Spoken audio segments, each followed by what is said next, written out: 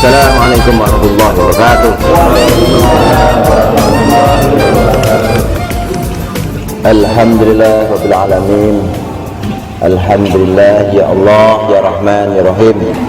Wa ya mujibas sa'ilin salli bi afdhalis salati wa sallim bi afdhalis salami alaika ya sayyidal anbiya'i wal mursalin wa ala alika wa ashabika wa jami'il anbiya'i wal mursalin malaikatil muqarrabin. Amma ba'du. Untuk Jamiah Waqiah yang bertempat di wilayah Jabodetabek yang saya hormati, muslimin muslimat rahimakumullah. Kesempatan ini saya masih mengupas tentang syahadat. Dikupas berkali-kali, ada ratusan kali saya mengupas syahadat. Wah, habis-habis, top 6 ya syahadat. Filosofisnya sangat mendalam sekali syahadat. Di dalam redaksi kalimat syahadat itu kan asyhadu alla ilaha illallah wa asyhadu anna muhammadar rasulullah. Saya baru mengupas syahadat tauhid, enggak kelar-kelar. Jangankan syahadat tauhid, saya baru mengupas asyhadu saja. Asyhadu itu kan berawal dari kata syahada yashhadu ya. Syahada sudah bersaksi, yashhadu baru atau sedang bersaksi. Lalu asyhadu mengandung unsur ana. Asline ngono, ana asyhadu, aku bersaksi. Ini baru saya kupas aku saja. Wadah berapa puluh kali nggak bisa. Malam ini pun saya masih mengupas tentang aku yang terdapat di kalimat syahadat. Kalau saya mengatakan aku, sing dimaksud aku itu sapa? Aku yang ada di dalam kalimat syahadat adalah aku sebagai subjek, aku sebagai pelaku. Begitu juga nanti selanjutnya, aku sebagai manusia yang sesungguhnya ini akan menjadi pelaku agama ini, gitu ya. Ini aku itu penting. Kita bicara agama adalah bicara dunia manusia. Ini sudah banyak saya kupas tentang dunia manusia. Lalu pada malam hari ini sudah sampai pada satu keterangan tentang manusia, yang manusia itu saya bahasakan manusia langit. Ayo kita mulai. Pertama kali akan saya bahas siapa sesungguhnya manusia langit itu, dan apa sebenarnya wilayah langit itu, wilayah apa sih sebenarnya sih. Tapi yang jelas bukan biru-biru itu ya, yang di atas itu ya, itu bukan langit itu. Biru-biru itu batas pandang. Nah, nanti tak terangkan. Bukan itu ya, kita dicekokin sejak kecil itu yang namanya langit ya biru-biru itu. Itu padahal bukan langit yang dimaksud di sini. Kita ketipu kita. Oke. Judul di materi dakwah ini adalah manusia langit ketika sedang di wilayah langit. Oke, sekarang saya akan kupas. Saya munculkan dua pertanyaan. Apakah manusia? Nanti kita jawab. Lalu apakah yang dimaksud langit? Nanti kita jawab. Ayo kita jawab bersama-sama. Apakah manusia? Manusia itu kalau dilihat dari susunan, manusia itu terdiri dari 3 unsur pokok di dalam diri manusia.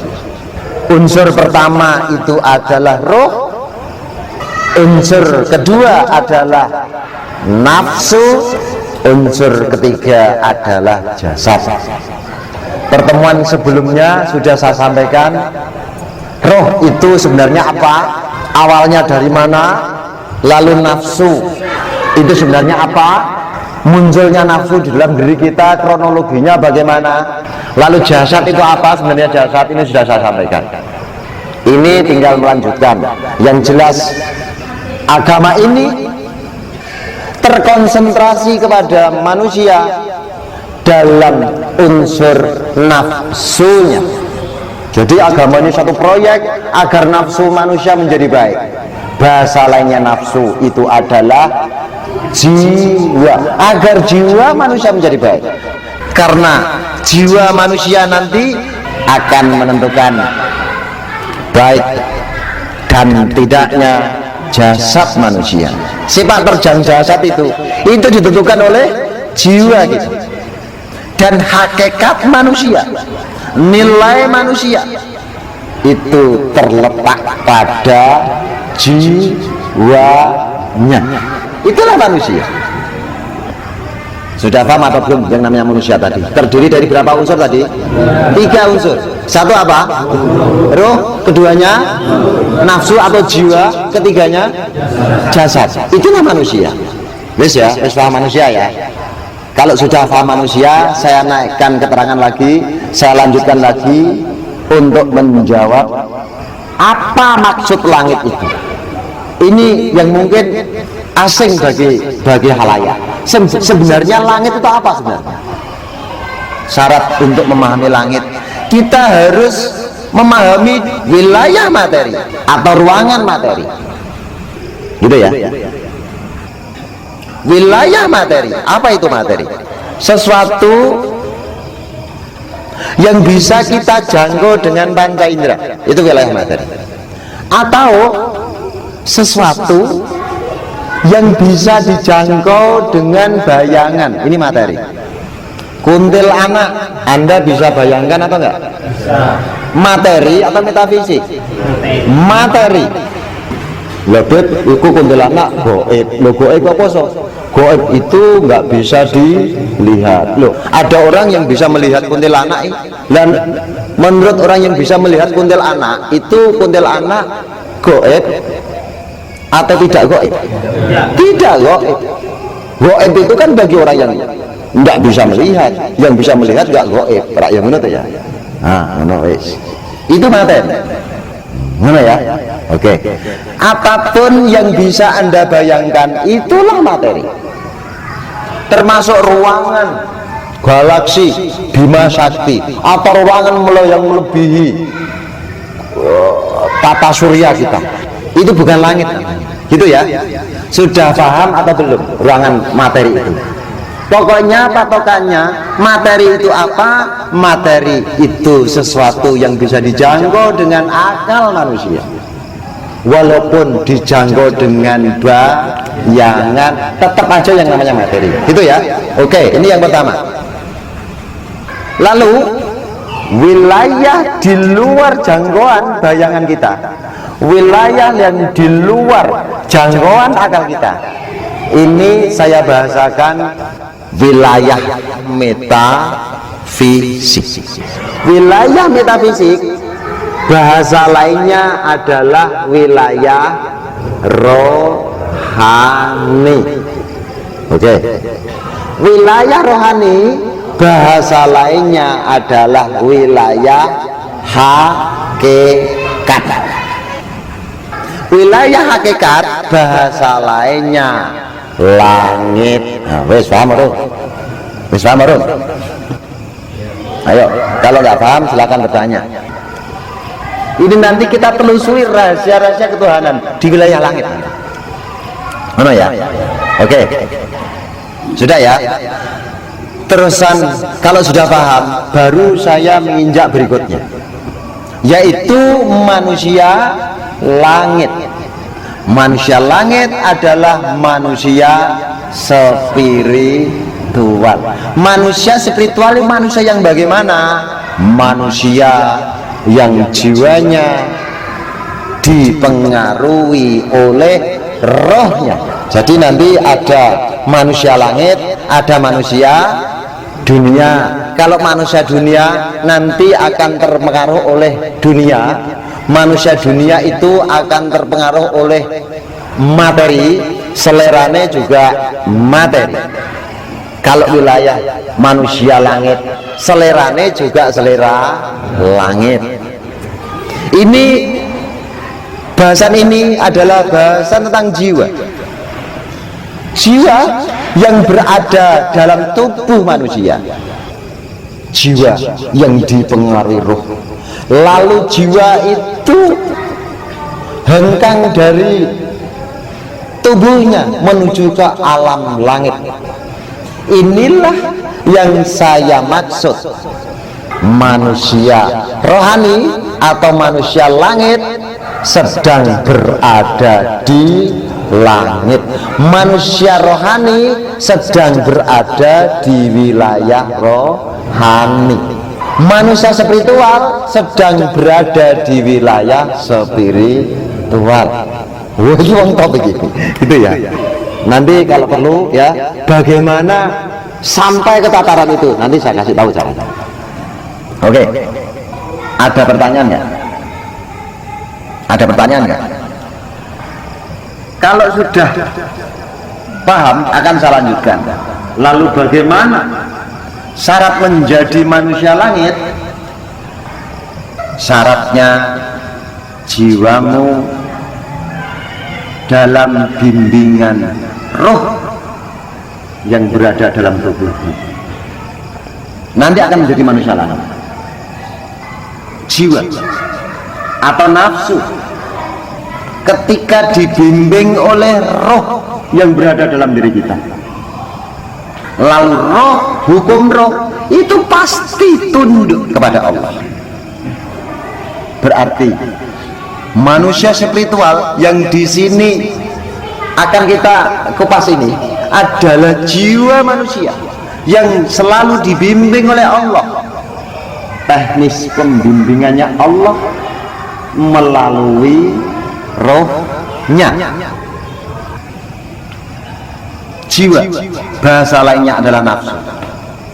Apa itu nafsu sebenarnya? Apa itu jiwa? Perlu dipecahkan apa enggak? Apa sebenarnya jiwa itu? Tapi kalau kemunculan jiwa sudah pada tahu atau belum? Kemunculan jiwa kemarin sudah saya terangkan ya, tapi ini ada yang kemarin yang nggak datang, ini datang sedikit, saya terangkan sedikit. Jiwa itu apa?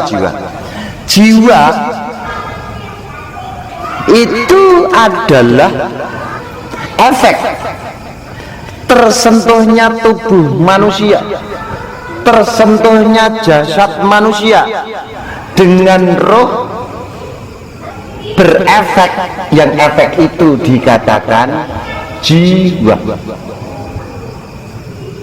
Kalau saya gambarkan bola lampu itu adalah tubuh manusia. Neon ini, bola lampu neon ini ya. Lalu aliran listrik, aliran, aku mau ngomong aliran uangnya lebol. Mari aku sih. Aliran listrik yang 220 ya. Itu saya gambarkan adalah roh ketika 220 aliran listrik strom tersentuh bola lampu itu akan berefek apa? Nyala cahaya. Lah nyala cahaya itu loh jiwa. Kalau 220 itu adalah saya gambarkan roh, neon itu saya gambarkan bodi manusia, tubuh manusia, tersentuhnya roh dengan tubuh manusia akan berefek jiwa. Inilah jiwa. Lalu apa sebenarnya jiwa itu? Bahasa lainnya nafsu adalah jiwa. Ingin mempelajari jiwa, ingin tahu tentang jiwa, maka teknis mempelajarinya kita harus tahu sifat jiwa itu sendiri atau sifat nafsu itu sendiri. Pengen tahu tentang jiwa kita atau enggak ya? Pengen ya? Maka kalau pengen tahu tentang jiwa kita, pelajari dulu sifat jiwa kita, gitu ya. Oke, ada pertanyaan apa enggak? Ini satu item enggak connect ya, nanti selanjutnya enggak connect terus begini. Coba tanya, mana yang enggak paham? Oke ya, agak berat atau enggak nih? Agak berat atau enggak nih? Nak berat nih, ngomong berat nih gak apa-apa, gak kan atuh so, wis toh. Lanjut ya. Oke. Kita menginjak ke sifat nafsu. Apa sebenarnya sifat? Kita detailkan lagi. Apa itu sebenarnya sifat? Ayo, tajak berfilsafat. Ya. Apa sebenarnya sifat? Nah, menurut aku, sifat itu apa? Sifat itu sarana untuk menunjukkan keberadaan. Itu sifat. Gitu ya? Gitu ya? Sifat, oke. Sifat itu adalah sarana untuk menunjukkan keberadaan.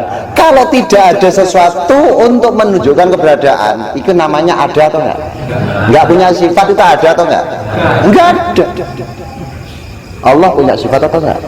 Ada. Kalau Allah tidak terikat dengan sifat, tapi selain Allah itu keberadaannya terikat dengan sifat. Apabila tidak ada sifat berarti tidak ada, itu selain Allah.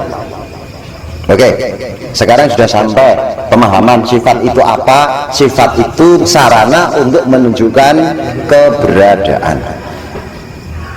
Iki promet iki filsafat iki nak gong tidak terbiasa mendengarkan filsafat itu tekan omahku iso anu iki adem panas iki.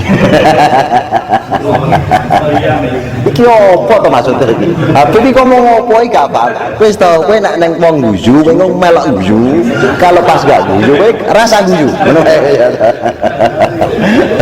Wis ngono wae wis. Iya to. Yo nak nang wong mantuk-mantuk, kowe yo melok mantuk-mantuk. Pengen gak paham. Oke, mana ya? Iki tajak mikir tentang sadar. Mikir diperintah Gusti apa ora? Diperintah Gusti.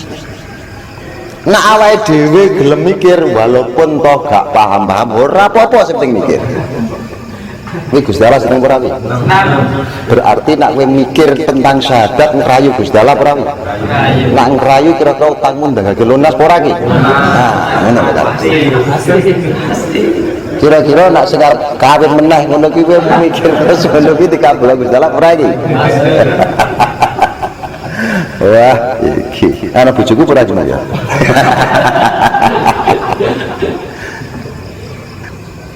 Intermezzo.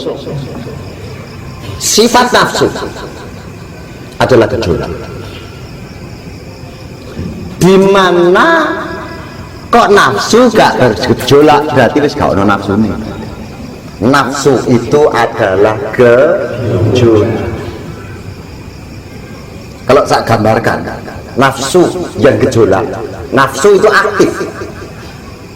Itu seperti grafik yang melompat-lompat kan. Sifat nafsu itu adalah gejolak. Kalau ada gejolak berarti ada nafsu. Kalau tidak ada gejolak ada nafsu berarti orang. Kalau untuk menunjukkan keberadaan adalah gejolak, gitu ya. Sifat nafsu itu adalah gejolak. Paham ya? Ini kita bicara tentang manusia langit. Tadi saya sampaikan sedikit. Siapakah manusia langit? Manusia langit adalah manusia yang dibimbing oleh Allah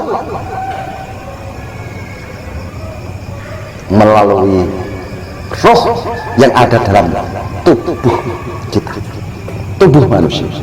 Itulah manusia langit. Lalu kronologi Allah membimbing jiwa manusia.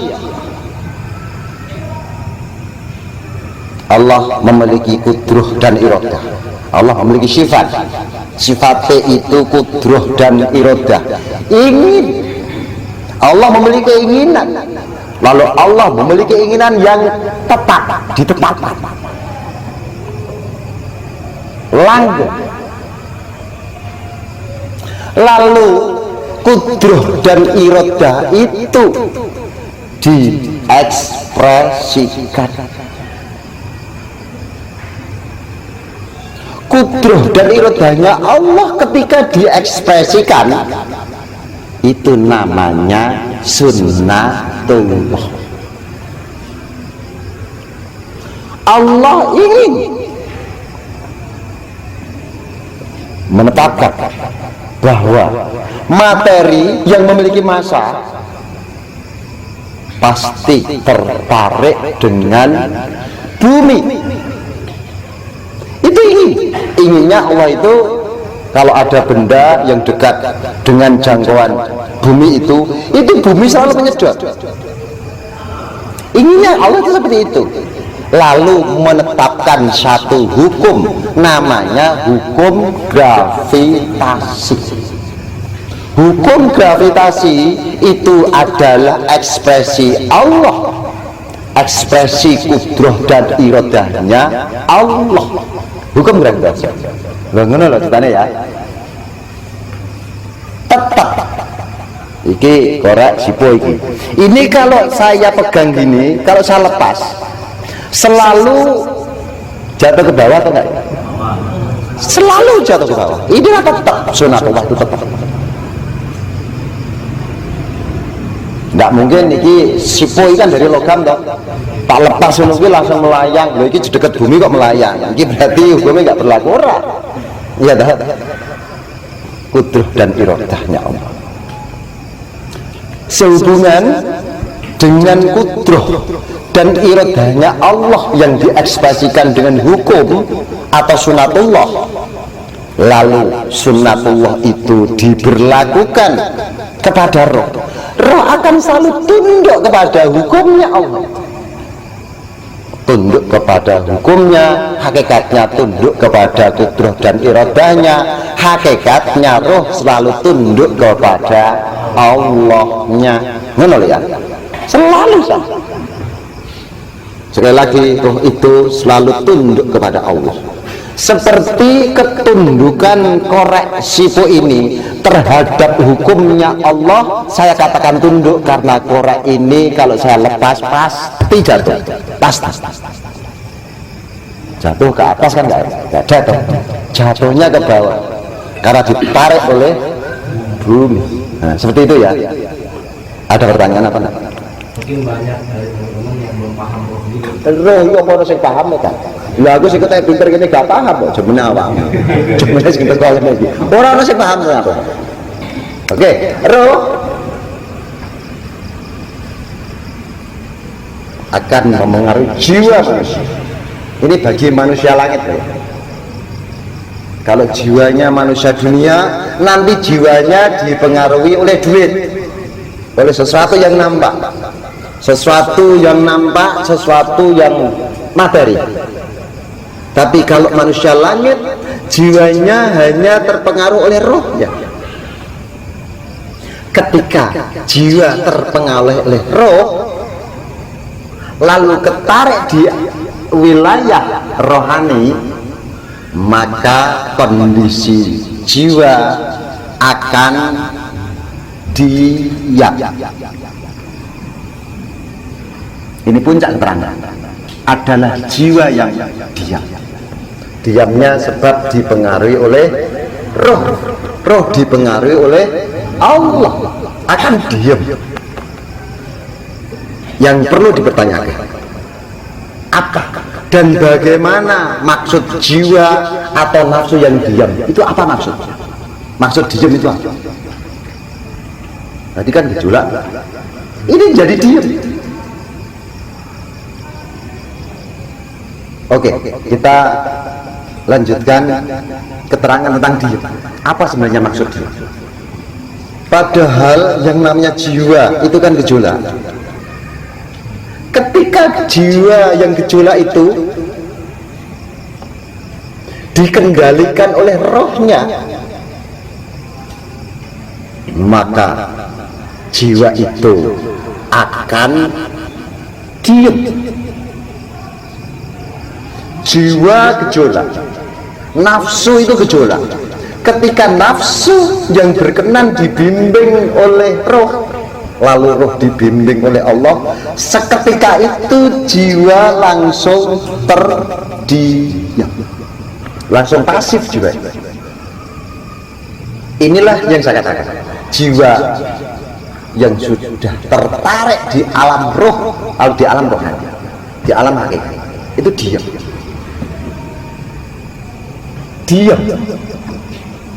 diam. Bahasa lainnya adalah nafsul mutmainnah, nafsu sing tenang. Nafsul mutmainnah itulah diam. Bahasa lainnya diam adalah pasif. Bahasa lainnya pasif adalah tidak beraktivitas. Bahasa tidak beraktivitas iki modern. Lah piye? Oh, dok, serius ini. Bahasa lainnya mati, tidak merasakan. Wes, saya tanya, yang dipengaruhi oleh roh itu jiwa kita atau tubuh kita? Jiwa kita. Yang tidak merasakan apa-apa itu jiwa kita atau tubuh kita? Jiwa kita. Nah, kira-kira waktu dalam kondisi keterdiaman dipengaruhi oleh roh itu kan terdiam kan? Jasad dijiwit loro ora? Enggak sakit. Karena rasa itu sebenarnya yang kita rasakan itu bukan rohnya, bukan jasadnya, tapi adalah jiwanya. Seperti hanya gini, tadi kan perbandingan jiwa, roh, dan jasad itu kan saya gambarkan 220, bola lampu, dan cahaya. Yang kita rasakan ini cahayanya atau 220-nya? Cahaya. Ribetmu 220 setrum, wah bisa cek itu ada. Orang iso. Ini cahayanya. Bahkan saya memahami bahwa melihatnya manusia itu bukan dengan matanya, tapi dengan jiwanya. Kok aneh toh? Lah aku dhewe ngomong aku ya aneh ya. Manusia itu melihat dengan matanya apa dengan jiwanya? Alasannya ketika matamu masih normal, sedang tertidur, jiwamu kan di genggaman Allah, rohnya kan ada di tubuh kita. Penglihatan Anda saya belek, saya buka itu dada, gak delok loh saya. Ya toh? Melihat dengan matanya itu kan jiwanya. Jiwanya. Kalau nggak percaya, kuping kita ini kan masih waras ya, nggak sakit ya. Tertidur Anda dipisah-pisah itu agak sakit hati. Karena manusia itu mendengar dengan jiwanya, tidak dengan telingannya. Setuju gak? Aku juga patah setuju karena omong aku saja roh. Nah wis setuju ya kepepet lagi malah setuju. Ayo berbicara itu dengan jiwanya atau dengan mulutnya? Dengan jiwanya, karena mulut itu adalah jasad diperalat oleh jiwa. Ketika jiwa itu tidak mau memeralat mulut, maka mulut akan terdiam ya. Gitu loh ya. Tahu nggak? Nah, sekarang tanya dong. Fungsinya mata itu apa toh kalau gini caranya? Kok masuk melihat dengan jiwa nggak dengan mata, mendengar dengan jiwa nggak dengan telinga, berbicara itu dengan jiwa nggak dengan apa itu mulut. Lah terusan mulut, mata, kuping itu apa fungsinya? Takut apa enggak? Tanya atau enggak? Tanya atau enggak? Enggak, oh gubal. Pengen ngomong ya takut, aku tak terang. Ini agak takut enggak tak terang. Dikupas apa enggak?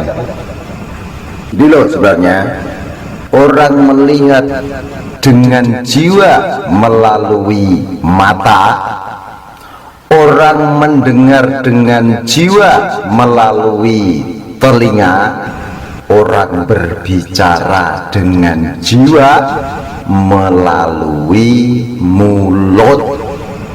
Faham? Ini bahasan ini adalah bahasan tentang jiwa. Jiwa yang berada dalam tubuh manusia, jiwa yang dipengaruhi roh. Lalu jiwa itu hengkang dari tubuhnya menuju ke alam langit.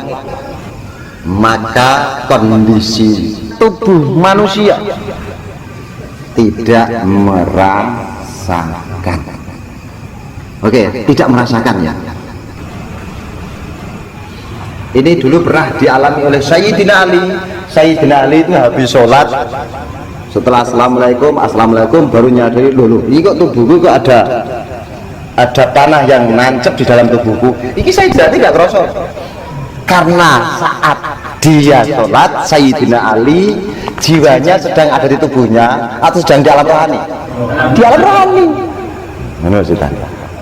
Diam atau nafsul mutmainnah, atau nafsu yang pasif, atau nafsu yang tidak beraktivitas, atau nafsu yang telah mati, atau nafsu yang tidak merasakan. Saya tanya, yang mati ini jasadnya atau nafsunya? Jiwanya atau nafsunya yang mati?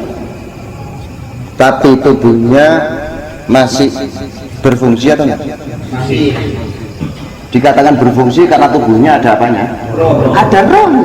Roh masih bersemayam di dalam tubuhnya. Lalu jiwa ketarik ke alam rohani. Wilayah rohani. Wilayah hati. Ini yang diidam-idamkan oleh segenap para praktisi kebatinan ini, ilmu maskah. Mati dalam kehidupan, mati saat jroning urip. Ini yang dimaksud mereka itu ini. Tapi ingat, rentang waktunya ini tidak bisa selamanya. Orang yang jiwanya dibimbing oleh roh, ini rentang waktunya tidak lama. Dia harus kembali lagi ke dunia lagi atau ruangan materi. Gitu ya. Oke. Yang perlu kita pecahkan adalah tidak merasakan keterangan, tidak merasakan. Apa maksud tidak merasakan?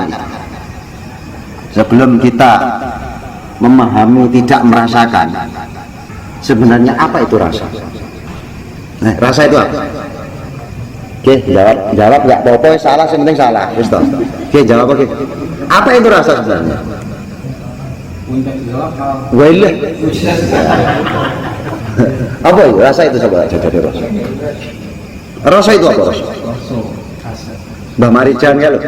Rasa orang Mbah Marijan ya rasa, orang rasa. Rasa apa sebenarnya rasa?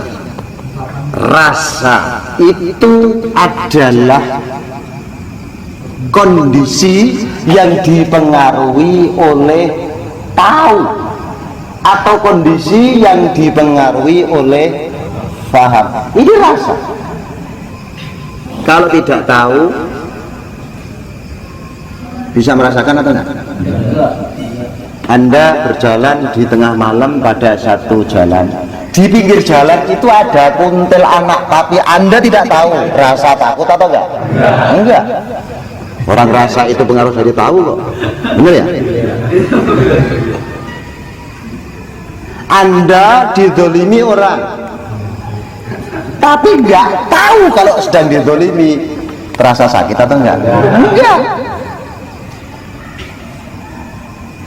Karena rasa sakit atau rasa bahagia, ini rasa itu terjadi karena dipengaruhi oleh tahu. Gitu loh ya. Paham apa enggak? Oke, saya lanjutkan lagi. Roh, sesuatu yang sangat sulit untuk kita ketahui, kita pahami adalah sulit sekali. Dulu umat Rasulullah di zaman Nabi kayak itu ada orang Yahudi tanya kepada kaum muslimin tentang roh tanpa sepengetahuan Rasulullah. Tapi Rasulullah itu dikasih tahu oleh Allah melalui wahyu. Kata Allah, wa yas'alunaka 'anir ruh qulir ruhu min amri rabbi. Urusannya Gusti Allah. Wa ma utitum minal ilmi illa qalil. Dikit. Yang tahu tentang roh itu manusia sedikit. Karena roh itu urusannya Allah. Itu ada di Al-Qur'an. Katakan kekasihku Muhammad, masalah roh itu urusanku kita sangat terbatas sekali, bahkan bisa dikatakan kita nggak tahu menahu tentang roh, sedikit sekali pengetahuan tentang, tahunya ya hanya roh gitu. Kita tahu oh ada roh gitu saja, hanya sebatas itu. Tapi detailnya memahami roh itu nggak bisa kok kita, sehingga roh yang tidak akan pernah kita ketahui, maka jiwa kita itu tidak merasakan kalau sedang dipengaruhi oleh roh. Ini loh kita gitu ya, kronologinya itu seperti itu.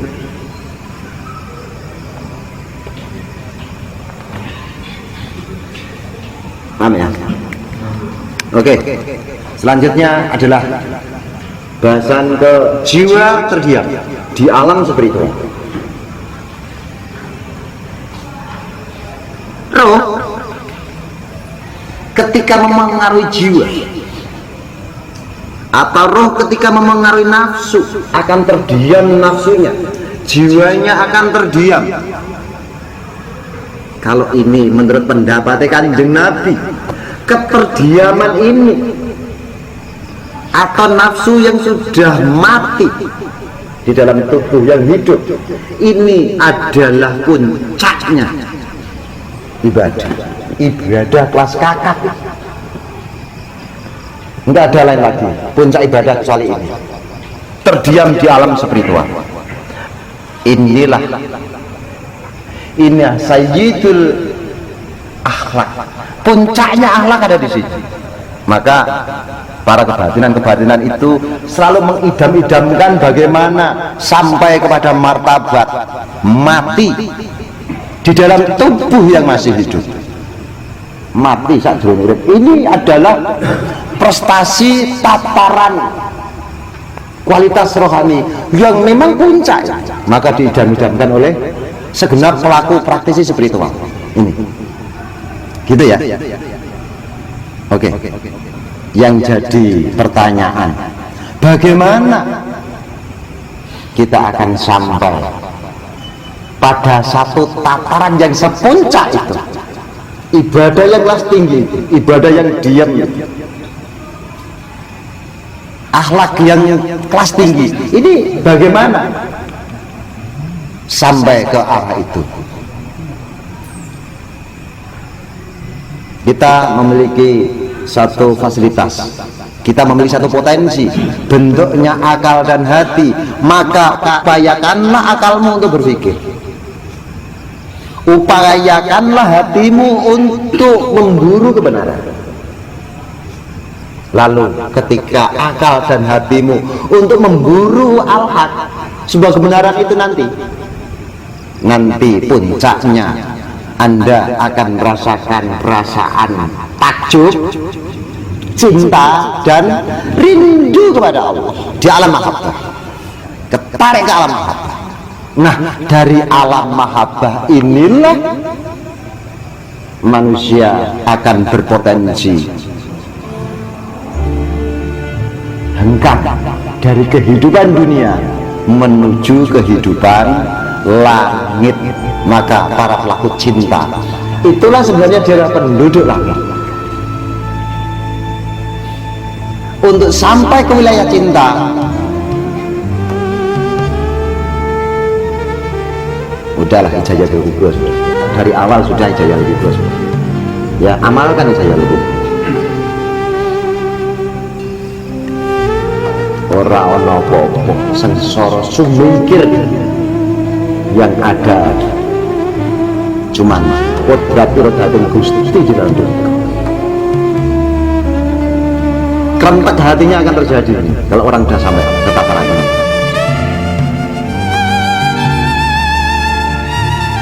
Istiqomah baca suratul Waqiah dan selalu berlatih. Jiwamu harus latihan tawakal, syukur, dan cinta kepada Allah. Ini satu latihan yang teramat sulit sekali. Kalau nggak ditolong oleh Allah, maka syarat agar bisa sampai istiqomah, bisa latihan hati, latihan jiwa, bentuknya tawakal, syukur, dan mencintai Allah. Satu-satunya cara kita ditolong oleh Allah. Untuk mendapatkan pertolongan Allah, kita harus menolong agamanya Allah, berdakwah.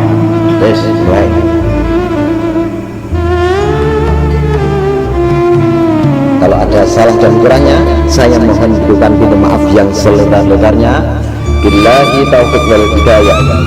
Wa min Rasulillahi sallallahu alaihi wasallam wa min du'al habib mustajabah. Assalamualaikum warahmatullahi wabarakatuh.